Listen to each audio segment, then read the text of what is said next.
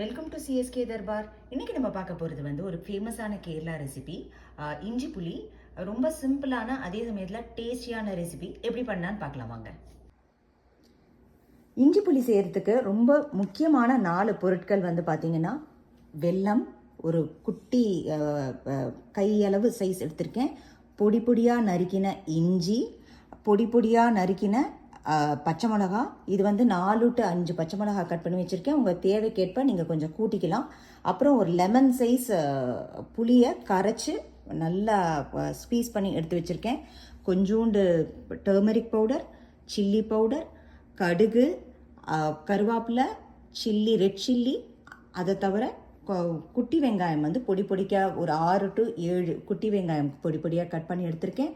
உப்பு, பெருங்காயம், தேங்காய் எண்ணெய் எடுத்திருக்கேன். தேங்காய் எண்ணெய் தான் கேரளானாலே தேங்காய் எண்ணெய் தான் வச்சுக்கோங்களேன். தேங்காய் எண்ணெய் டிஷ் தான் அது. ஸோ தேங்காய் எண்ணெயை வந்து எடுத்திருக்கேன். இன்கேஸ் தேங்காய் எண்ணெய் இல்லைன்னா தேங்காய் எண்ணெயும் கொஞ்சம் ரெகுலர் ஆயில் யூஸ் பண்ணிக்கோங்க. ஆனால் தேங்காய் எண்ணெய் தான் ரொம்ப ரொம்ப நல்லாயிருக்கும். இஞ்சி புளி செய்கிறதுக்கு முதல்ல வந்து நம்ம தேங்காய் எண்ணெயை விட்டுக்கிறோம்.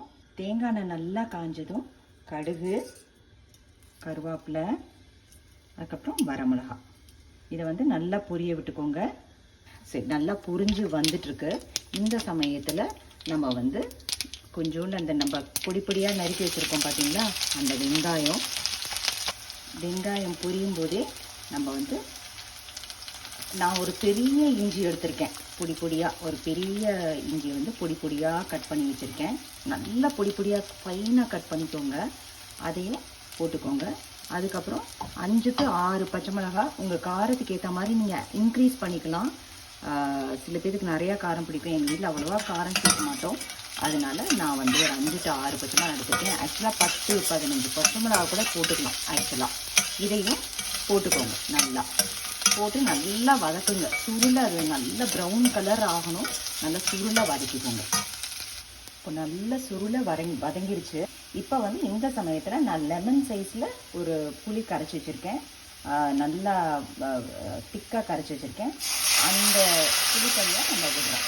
நல்லா கொதிக்க ஆரம்பிச்சிருச்சு. இந்த சமயத்தில் நம்ம வந்து வெல்லம் சேர்த்துக்கிறோம். இந்த சமயத்தில் நம்ம வந்து கொதிக்கட்டும். கொதிச்சுட்டே இருக்கும்போது 1/2 டீஸ்பூன் மஞ்சப்பொடி, 1/2 டீஸ்பூன் காரப்பொடி, கொஞ்சம் பெருங்காயம், அப்புறம் உப்பு சேர்த்து இது நல்லா கொதிக்கட்டும். நல்லா கொதிச்சு வந்துருச்சு. இப்போ வந்து ஆல்மோஸ்ட் இஞ்சி புளி ரெடி. நம்ம இதை வந்து ட்ரான்ஸ்ஃபர் பண்ணிக்கிட்டோம். சூப்பராக வந்திருக்கு இஞ்சி புளி. அருமையான இஞ்சி புளி ரெடி. Thanks for